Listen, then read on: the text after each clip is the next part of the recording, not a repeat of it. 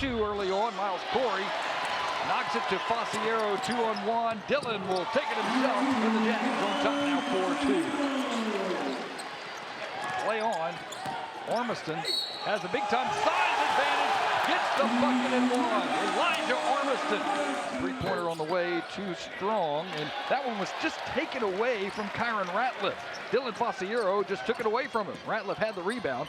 Now Fasiero trying to pay it off on the other end. Three-pointer is good. Dylan Fasiero. Great. Judah Brown loves that three-pointer. Didn't take it. Barry Dunning pull-up jumper for 2. And Barry Dunning has 4. By Cook. He'll get it to Ormiston. Got to shoot one. And he'll fire it at the buzzer for the shot clock and said, yeah, I meant to do that. Dunning for 3. Barry Dunning. He's got 11. Gets it to Fasiero. And Dillon, left hand, got it to go. Dylan Fasiero. That wasn't an easy shot. GP. You can't say Sweet Georgia Brown. That's too much. There's nice Miles drive. Corey. Nobody stopped him. 54-37. Under 5 to go. Dunning driving, dishing. Nice Ormiston. Yes. Boy, Dunning's had several. Now the double team comes. Broom from outside. Three-pointer no good. There's Barry Dunning.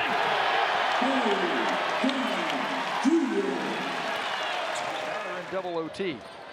Fasiero from 3, no good. Ormiston, he wants more. There it is. Elijah Ormiston. Huge smile on his face for a reason.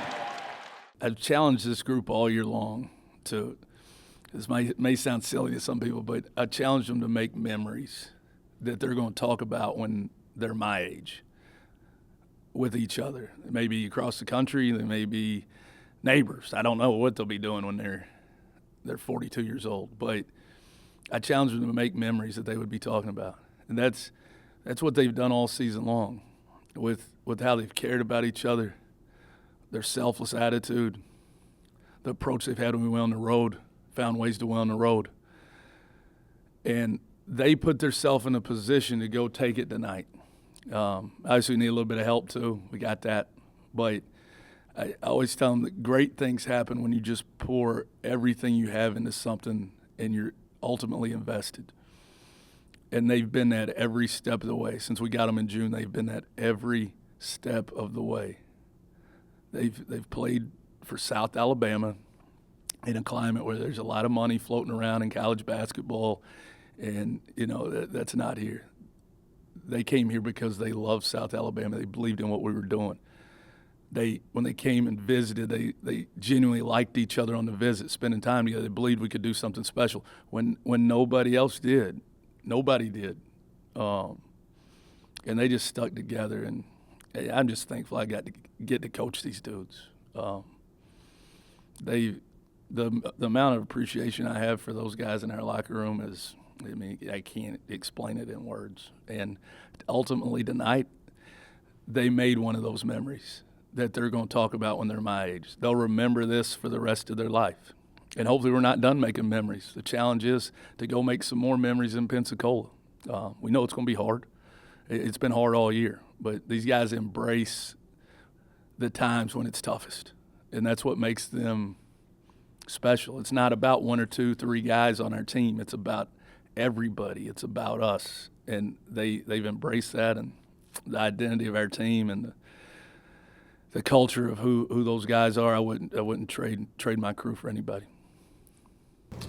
When you first got here, you said we're going to hang banners and win championships, and I know it probably took longer than you thought it would, but to finally kind of get there, how does it feel? It feels unbelievable. I had somebody tell me out there, they said that. They used that quote because I said that at my press conference. And we've had a little bit of bad luck as a program, whether it was COVID shutting us down. I can remember the Texas State game here when we won and we were headed for a double bye. We didn't win the regular season like we did just now, but we were headed for a double bye. Felt really good about what we were doing. Then we had through COVID, it was hard. Injuries, but it feels really good because I can't express to you guys, hopefully I do in my action, how much I love this place. This place, I love Mobile. I love South Alabama, their administration, you guys that cover us, everything about it. I just do, and I hope I show that. I know in the games I look kind of miserable sometimes trying to get my guys going, but I hope I show that not only with my words but with my actions. So to be able to put a number on one of those banners, a new one, it's been a long time, means the world to me. And again, I'm hopeful we can put up a number on another banner out there too. That's the goal. But it just means so much because this city is, it's home. And, my kids have been raised here. And to be able to finally put another number on there and to finally there were so many people that stayed, they waited, we had to finish that game and see what happened. They waited, and I could just see the joy on a lot of people's faces that have literally been here every game that I've coached in this building. People that, I've seen every game through the tough losses, through the big wins. To be able to see a smile on their face for us to be able to win a championship is, it's the best feeling in the world. This thing ain't about me. It's about our dudes and our fans in South Alabama. It's championships are awesome. I've won some other ones, but to be able to do it here and to fulfill, like as I said, hang banners, and we're going to get to hang one, and again, hopefully get to hang another one. How do you balance celebrating what happened tonight and then getting back to work for next week? Yeah, I told the guys we don't want to celebrate too daggone hard, but I do want them to enjoy it in a safe way. But the good part about if you get the one seed like we did is you get a double bye, so we don't play till Sunday. So it's huge for us too because we've been not any crazy type injuries, but we're a little bit nicked up, and we need a few days to rest, and we'll be strategic how we spread that out while also getting our work in and staying clean and sharp with what we do. But we need that extra rest, and I think we'll benefit from it. And we need that extra prep too. Like I've said this all year, we get a lot better when we practice. I've had teams in the past that I'd practice them like crazy, and I just never felt like they were getting that much better. These guys, they get better every single day that we practice in some way, shape, or form, and that's why we've continued to improve throughout the year. So to have a full week to kind of rest, recover, and focus and get better, I think it's really going to help us when we get down there and play on Sunday. Elijah and Barry had another big night tonight, and it seems like they've really obviously carried you the last couple of weeks. Elijah Ormiston's been he flipped a switch. Tonight he was unbelievable. Unbelievable. I told him when I took him out and gave him a big hug, I said, you saved the best for last. The last game you're going to play in here, that was the absolute best he's ever played in a Jaguar uniform probably. He was unbelievable, especially the weight of the game. Like, we had to have it. It's a Game 7 type mentality. He was incredible. And BD's been that all year. Once, especially after the first 10 games, he flipped a switch. And, in my opinion, I can't vote for my own guys, but he should be player of the year in our league. There's great players in our league, great players. And there's a lot of deserving. But the year that he's had, and to get us a conference championship, in my opinion, he should be player of the year. And that's just old coach's opinion. And obviously I'm a little biased because I love the dude to death, but I think he's had that type of year and that type of impact on our team and what he's done throughout the league. What's Brady? What's his status? It's a calf strain, I think, is exactly what it is, and we don't know that it was. He came back and he just wasn't moving great. He was cleared to play and he was healthy, but we've said him the last week. We're hopeful after a week we can get him back out there by next weekend. But it's just going to be based on his, how he feels and how he's moving around. Obviously, we're not going to get him out there if he's not 100%. And he's a tough kid too, so if he can go, he'll go. But right now he just couldn't. This week he just couldn't go. It was bothering him that bad. Short drive to Pensacola. What's your message to the fans to get out there and support you guys? We need you there. We need you there. It's these guys. I've said it over and over and over again. It's like I've said it like a broken record. These guys love this place like you do. They love this place like you do. whether they've been here a year, 3 years, whatever. That's why they came here to play for South Alabama.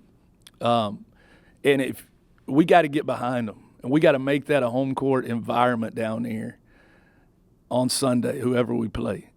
Whoever we play needs to feel like it's a road game. We're an hour and 15 away. Get down there and support these guys. They're going to give you everything they have. They've done that all year long. Every practice, every workout, every game, they're going to give you everything they have. Come down there and help us try to make another memory like we did tonight. And thank you to the fans tonight. The environment was really good. Was really good. I walked out, for senior night out there, and I was surprised there were so many people in the lower bowl. And you guys were loud, you were active, and then you stayed after and celebrated with us. And it meant the world to me. It meant the world to our guys. They couldn't wait to get back out of the locker room to get to the fans. They were so excited. So thank you all. And please come to Pensacola. These guys deserve it. They deserve your support. And not only do they deserve it, they're thankful for all the support. It was a great feeling. Everybody on the team had their own journey, had their own process they had to go to. And for this moment, it's a really, really great moment. I think our feet is present. We understand, we picked 11th in the league preseason. Nobody was preseason all team, none of that. For us to stay grounded, stay with each other, and work hard to get this goal, it feels really great. And we do with these group of guys, I want to do with nobody else.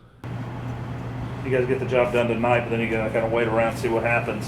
How about that time in between when you're just kind of waiting it out? What's that feeling like? It's a good feeling. I think we're mature enough to understand, you should enjoy these moments. Because a lot of people don't win regular season champions. So just enjoying the moment, but we all also understand, through our past and through, the season that, hey, enjoy this, but we back to work. Take a day off. I'm probably not going to even get a day off, which is fine. As a team, we think that we should go ahead and prepare for the next thing. And, 2 more games. 2 more games left with these guys. So I think we're ready. We got to prepare for the next one. The game tonight, you guys got off to a really good start, obviously, and gave yourself a little room when they made a run. Just talk about the quick start, how much that helped. Coming to the game, we knew Louisiana. They beat Troy at home. Like I said, the Sun Belt, every team is good. Any night they can come in the building or you can come in their building, and it's going to be a dogfight. So we had to come out early. Shout out to Louisiana. They're a good team no matter, regardless of their record. And, we stuck to the game plan. Coach Riley and the staff, half of us made before the game, and you can see it paid off really well. After the 2 losses to ULM, what changed about this team? What do you feel was a big switch for you guys? I think we had very good success early. We was blowing out some teams, by double-digit points. We had to understand, I think we got a little bit too high. And with that, we got a little bit too low. But, we went to Louisiana. And we got our groove back, we got our swag back, and I think that lesson right there taught us that you can never be too high, you can never be too low. Always be even keel, and always be ready for the moment and be in the moment and give it all you got. Man, I don't even have words for it. With it being senior night, I have family in town, and I was talking to my parents, and I just told them I'm going to leave everything out on the court tonight. We knew we had to defend home, and we knew what was at stake, which is a conference championship, and our guys have worked so hard. I'm so proud of this team. I couldn't be more happy to be on any other team, be a part of what Richie Riley's built.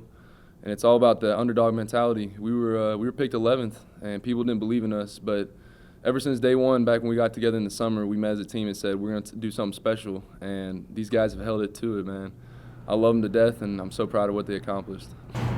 Probably didn't know much about South Alabama basketball, I would guess, sir. growing up. Yes, sir. It's kind of thinking back on that decision to come here, Yes, and sir. it obviously had paid off for you here. Yes, sir. How does that feel? It feels great, man. I was actually talking to Coach Riley after the game, and he said, this is what you came here to do. And I remember our first phone call when I entered the portal out of Division II. He said, we're here to win championships and turn you into a better player.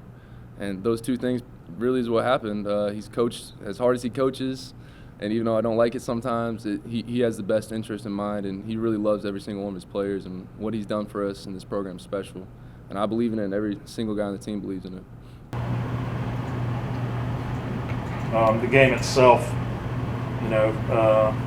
14 for 14 on free throws. That's pretty strong. Just overall, I feel like you played out. You guys got off to a great start. Mm-hmm.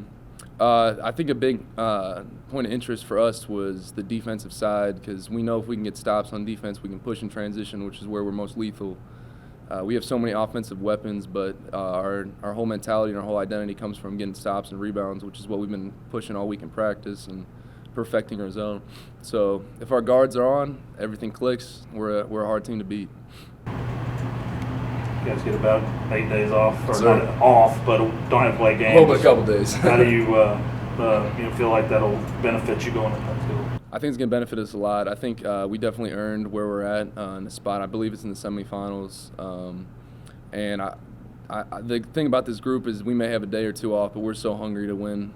We want another championship. So the identity of this team is we're going to take a day or two off, but get right back on the court and fix what we need to fix and try to become perfect.